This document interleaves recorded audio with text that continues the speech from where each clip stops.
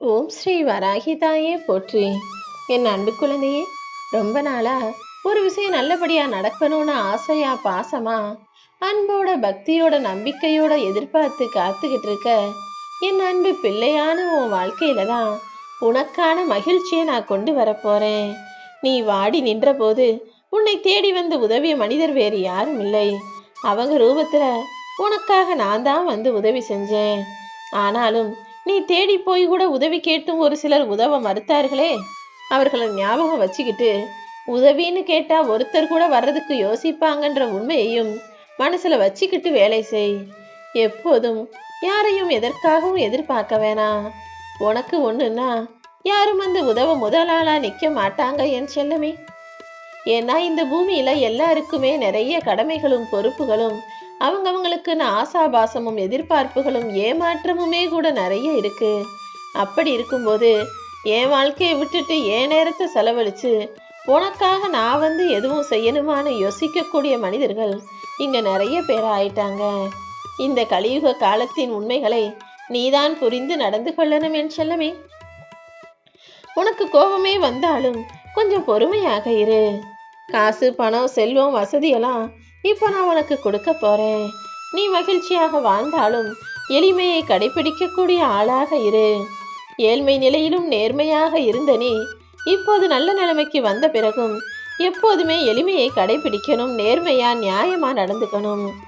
எவ்வளவு தடவை முயற்சி செஞ்சு தோத்து போனாலும் தொடர்ந்து முயற்சி செய். துன்பமோ இன்பமோ எது வந்தாலும் துணிவோடு கனிவோடு நடந்து கொள் என் செல்லமே. பதவி உனக்கு கிடைச்சாலும் பணிவோடு இருக்கணுமே தவிர யான் தான் எல்லாங்கிற மாதிரி நடந்து கொள்ளக்கூடாது.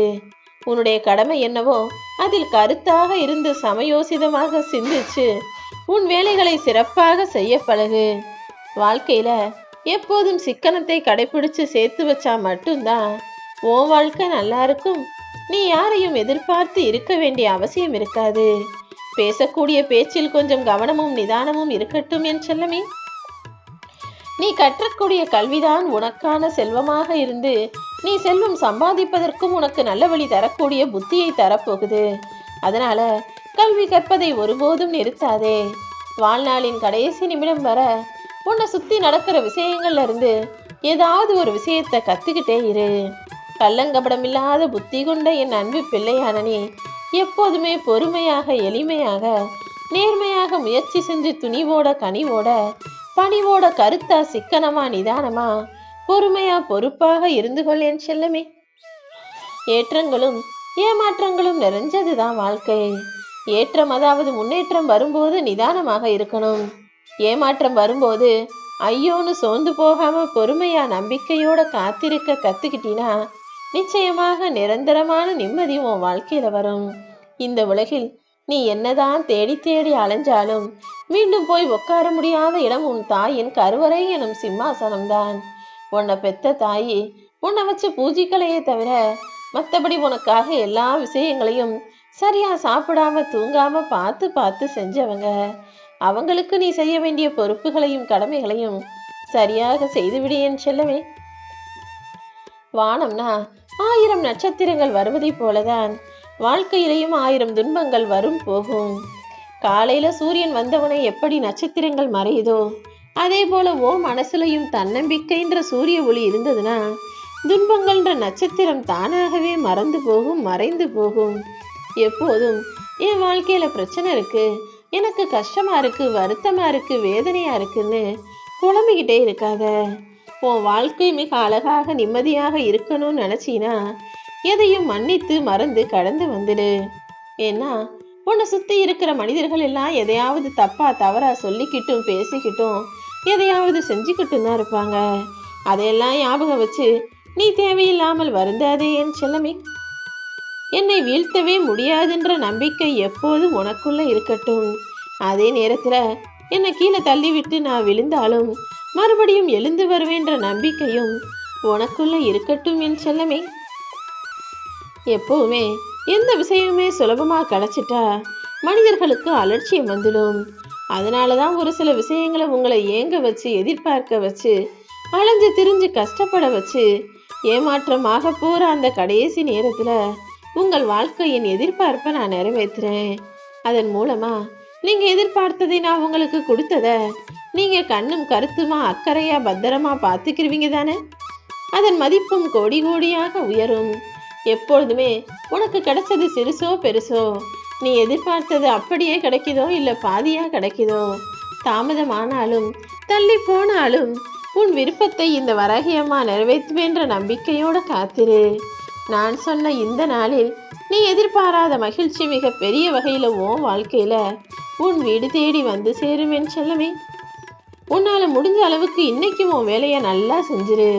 நாளைக்கு இதைவிட சிறப்பாக இதே வேலையை நீ செய்யக்கூடிய ஆற்றலை தகுதியை பெற்றிடுவாய் என் தங்கமே. வாழ்க்கையின ஒவ்வொரு நொடியையும் நீ மகிழ்ச்சியாக வாழணுங்கிறது தான் என்னுடைய விருப்பம். ஏன்னா வாழ்க்கை எப்போதுமே உனக்கு மறுமுறை இதே சந்தோஷத்தை இதே போல திரும்ப தராது. சந்தோஷமோ இன்பமோ மகிழ்ச்சியோ எதுவாக இருந்தாலும் அது கிடைக்கும் போதே வாய்ப்பை சரியாக பயன்படுத்திக்கோ. உன்னுடைய அன்பை நிராகரித்த மனிதர்களுக்கு பெரிய இழப்பு. அதை நினைச்சு நீ வருத்தைப்படாதே என் செல்லமி. நடந்து முடிஞ்ச விஷயங்களையெல்லாம் ஒரு கெட்ட கனவாக நினைச்சு கடந்து வந்துடு.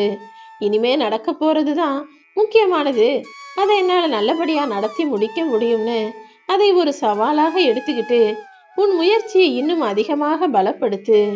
நிச்சயமா உன் வாழ்வில் நீ வெற்றியை பெற்றிடுவாய் என் செல்லமே.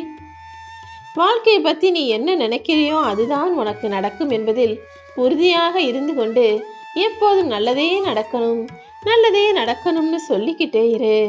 நாளைக்கு நடக்க போற நல்ல விஷயத்த நினைச்சு இன்னைக்கு ஏதாவது தவறு செய்து விடாதே.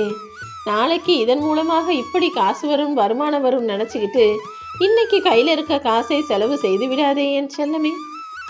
மற்றவங்க கூட உன்னை ஒப்பிட்டு பார்த்தும் அடுத்தவங்க வாழ்க்கையும் உன் வாழ்க்கையும் ஒப்பிட்டு பார்த்து அவங்க கிட்ட இருக்கிறது எனக்கும் வேணும் அதே போல எனக்கும் கிடைக்கணும்னு எதிர்பார்க்காத வரையிலும் உன் வாழ்க்கை உன்வசமாக இருக்கும். ஆனா இதை எப்போ நீ மறந்து அடுத்தவன் வாழ்க்கையை பார்த்து உன் வாழ்க்கையும் அமைச்சுக்க நினைக்கிறியோ அப்போதே கஷ்டம் வந்து உன்னை ஆக்கிரமிக்கும் என் செல்லமே.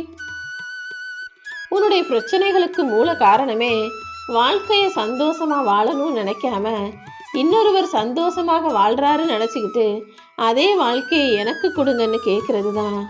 அதே போல எனக்கு இன்னும் நிறைய நேரம் இருக்கு, இதை அப்புறம் செஞ்சுக்கலாம் நாளைக்கு பார்த்துக்கலாம்னு நிறைய விஷயங்களை தள்ளி வைக்கிற தாமதப்படுத்துற.